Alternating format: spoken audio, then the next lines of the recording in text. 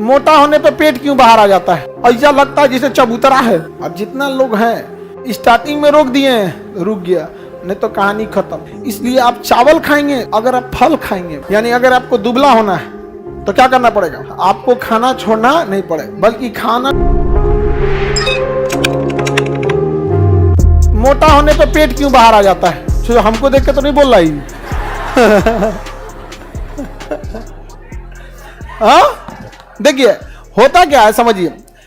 जब आपको कोई पैसा दे, सपोज कीजिए अगर आपको कोई 100 रुपया दिया या 500 रुपया, 1000 रुपया दिया, आप कहाँ खोपड़िया पे रखते हैं?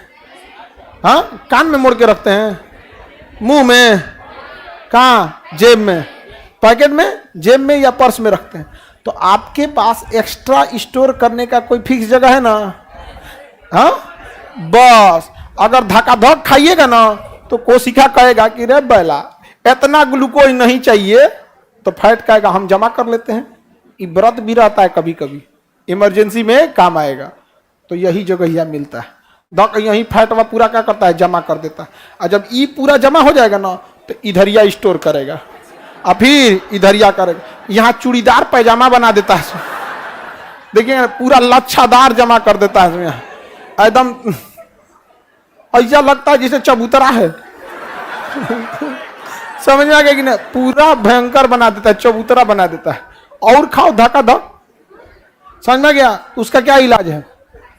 कम खाइए, ज्यादा मेहनत कीजिए, ताकि आपकी ऊर्जा की जरूरत ग्लूकोज से नहीं बल्कि उस जमा हुए फैट को गला के हो सके, जमा हुए फैट को गला के हो सके। समझ में आ गया कि नहीं आ गया? कितना सिंपल है ये सब। महिलाओं में फैट ज्यादा होता है, रीजन भी है, महिलाएं फिजिकल एक्टिविटी बहुत कम करती हैं। आप अपने घर में देखिए, मान के चलिए कि आपके पिताजी हैं और माताजी हैं। माताजी का काम छोटे से एरिया में रहता है, घर में आना जाना, फिजिकल एक्टिविटी कम रहता है। पिताजी खाली बहरवे रहते हैं। उनका न्योता में जाएंगे तो इधर चल जाएंगे, उधर चल जाएंगे, कहीं जाके 10 आदमी का ग्रुप बना के चाय पीते रहेंगे। समझ में आ गया कि नहीं आ गया? सब्जी खरीदने इधर उधर काम करते रहते हैं। तो उनके शरीर में तो ग्लूकोज जमा होता है, फैट जमा होने का मौका नहीं मिलता। अब महिलाओं के शरीर में मौका मिल जाता है। इस वजह से क्या हो जाता है? फैट क्या हो जाता है? जमा हो जाता है। अब जितना लोग हैं मोटा होते हैं, स्टार्टिंग में अगर रोक दिए तो रुक गया, स्टार्टिंग में रोक दिए तो रुक गया, नहीं तो कहानी खत्म। हमारा ससुरा 82 किलो के हो गए। और हम क्या करें? हम खाना नहीं खाएंगे तो हमारे में ग्लूकोज नहीं होगा।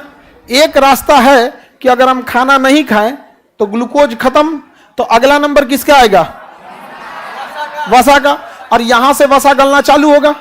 लेकिन जब वसा गलता है ना तो थोड़ा टाइम लग जाता है, इसलिए हमें एनर्जी की कमी फील होती है, क्योंकि ग्लूकोज धक्का-धक गलते जाता है। वसा में टाइम लगेगा, वसा गलेगा, ग्लूकोज में ग्लूकोज आएगा कोशिका में, तो एक लंबा टाइम लग जाता है। इसलिए शरीर गिरा गिरा रहेगा। तो बताइए बिना खाए हम पढ़ा पाएंगे? नहीं पढ़ा पाएंगे। समझा गया कि नहीं आ गया? तो इसलिए आदमी थोड़ा सा चक्कर आ गया है। हाँ, मर गए। ये गधा कर रहा है प्रोटीन खत्म होगा तो क्या होगा? मर जाओगे। ये आधा भी हो गया ना तो क्या हो जाओगे? मर जाओगे। क्योंकि प्रोटीन खत्म होने का मतलब मांस गलने लगा और हड्डी गलने लगा, तो बचेगा कौन चीज? Are par. प्रोटीन गलने के बाद एक कैमरामैन आता है और HD फोटो निकालता है जिसपे गेंदा का फूल चढ़ा दिया जाता है। समझा गया? तो इसके बाद की घटना HD फोटो, इसके बाद HD photo with flower bracket में रेस्ट इन पीस। बहुत मेहनत हुआ, अब क्या कीजिए? रेस्ट कीजिए। बहुत माइटोकॉन्ड्रिया ग्लाइकोलाइसिस हो गया, अब क्या कीजिए? रेस्ट कीजिए। रेस्ट इन पीस, खत्म कहानी, खत्म हो गया आपका।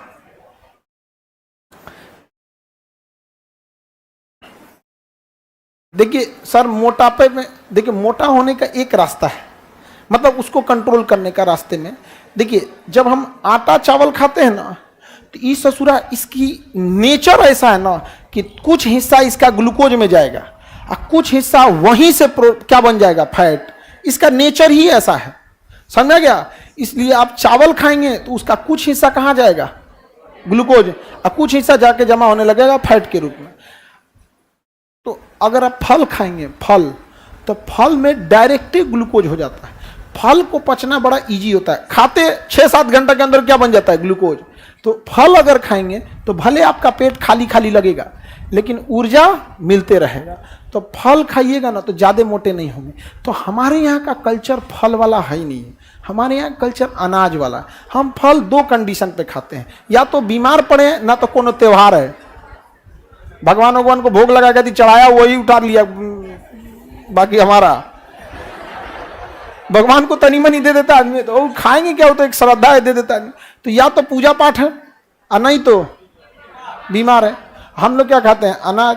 वही अंग्रेजों को देखिएगा, वेस्टर्न कल्चर, सुबह उठते वो अनाज खइबे नहीं करेगा सर, ओट्स खाएगा, पतई खाएगा, घास खाएगा, स्वीट कॉर्न खाएगा, गाजर खाएगा, हेन तन खा कू के तनी मनी खा के रह गया, सो हो गया यहाँ पे, समझ गया। और हम लोग सुबह उठते 6 रोटी, रात का बचल 6 रोटी तल दो, चाय से खा लो। हम कैसे मोटाए हैं? रात का 6 गो रोटी बचल, उसको सुबेरे तल दिए और चाय ले लिए रिफाइन लगा के, और खाते रह गए। यहाँ पे वो जो तले हैं वो डायरेक्ट वसा है, वो जो तले हैं तेलवा में ना, रिफाइन में, वो डायरेक्ट वसा है। तो डायरेक्ट ले गए, डेली तनी तनी जमा होते होते होते पता नहीं चला, चकरा दिया। यानी अगर आपको दुबला होना है तो क्या करना पड़ेगा? हाँ, खाना छोड़ना पड़ेगा।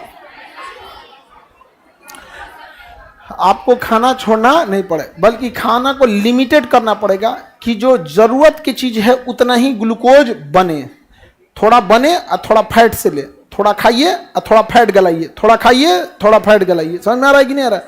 किसी को दिक्कत है तो बोलिए। मुन्ना कुमार, सर ये सब तो ठीक है, ग्लूकोज के बाद फैट गलता है, पतला आदमी का क्या होगा? वो बेचारा का डायरेक्ट प्रोटीन गलेगा, समझ में गया? इसका मतलब मोटा आदमी को भूखे छोड़ेंगे तो तनी देर जी जाएगा, अब पतला आदमी को छोड़िएगा तो ग्लूकोज के बाद सीधा नंबर किसका? प्रोटीन का।